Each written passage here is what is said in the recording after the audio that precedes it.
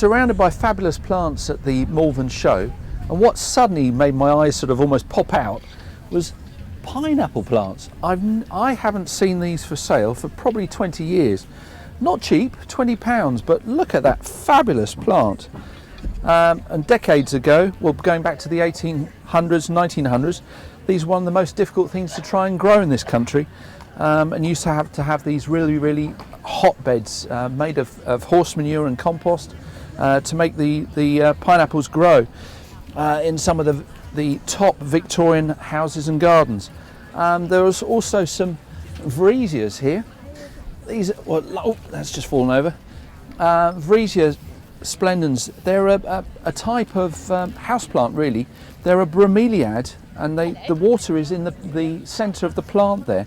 You keep that topped up, preferably with rainwater. They'll be fine outside during the summer months, but you must bring them in for the winter. The first sniff of cold, and they'll keel over. The same with the pineapple. That does need to be in a really warm, sunny position, perhaps in a conservatory, but again, it can't be left outside. And then you've got some xanthidicias. Calla lilies is another common name for them. They come in all different shapes of colours. Some really fiery yellowy oranges, pinks, purples. These die back down to absolutely nothing in the winter. But you regard these as a houseplant. You've got a little corm in the soil there. These are £10 each. The prices here, I must say, are considerably cheaper than they are in Surrey. I might have to get the wallet out and buy a few plants shortly. Well, you find me surrounded by some absolutely stunning Japanese acers. These are one of my favourite plant species and groups, actually. I just love them. They're just so delicate, very tactile, come in all different shapes and sizes, from weeping to upright fellows like this. If you've got a spare £1,200, which for that size plant is good value, I'm just in heaven. And there are so many different varieties. This is actually one of my favourites. This is one called Skeeter's Broom. This is normally far more upright in habit, so you can actually trim these bits off. And the summer months is a good time to prune Japanese acers. So either in the summer months, sort of June running into July, or you can do it later on when they're completely dormant in the winter months, sort of January, February time. Quite a few of the acers actually got badly hit by this winter's hard frost and very wet ground. So they don't like really wet feet. They hate wind as well. So if you find that the leaves go a bit crispy on the edges and a bit burnt, that's normally because they've dried out with excessive wind. So put them a little bit more sheltered in the garden. If you want something that's going to be really good with a purple foliage in a more exposed site, and one of the varieties I recommend is Bloodgood. But as you can see, this is just stunning.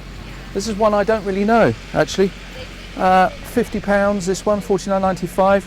And this is Jaime Shoujo, Acer palmatum. Beautiful foliage. As you can see, I'm a bit keen on these. I don't know whether I've got enough money or room in the car to fit one of these big boys in. Well, this is a turn up for the books. I didn't think I'd be surrounded in an olive grove at the Malvern Show. Wherever I look in any direction at the moment, there are just ridiculous numbers of olive trees. Everybody thinks that they're really difficult to grow, but excuse me, they're actually surviving the winters very well here.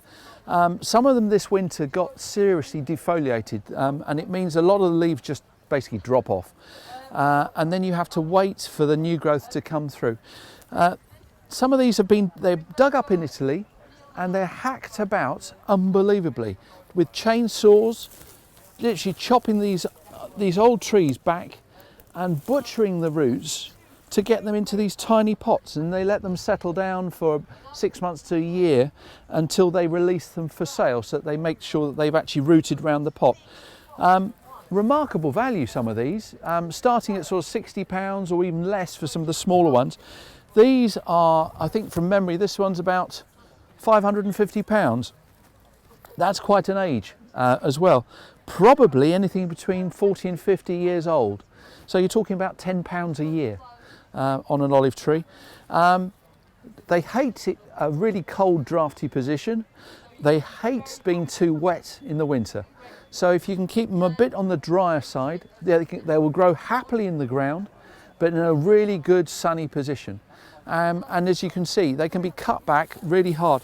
If you wanted to at this time of year, this time's quite a good time of year, if they haven't got fruit on them, you can cut them back with the secateurs quite hard. And then it will just to reshape the plant.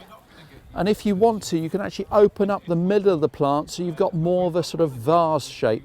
So, and you create more of a framework. In fact, there are some beautiful ones here with that sort of shape to them. And here, if I just move a little bit further forward, you can actually see olives already hanging on the tree. For goodness sake, don't try and eat these straight off the tree when they go black. They taste vile. They've got to be treated in salt. You've got to prepare them properly. But these have, I would have said, have recently come into the country. And you can buy these online or in the garden centres from reputable nurseries to get round the import licences because of Xylella. Xylella is an insect pest. It's a virus that affects certain plants, and olives are one of the ones that can carry it. So, but they are stunning plants, and they just make a real feature in a garden. You quite often find them in the middle of a drive where you can actually drive around them with some of these bigger ones. But it's a character tree. Nice to see so many of them in one place.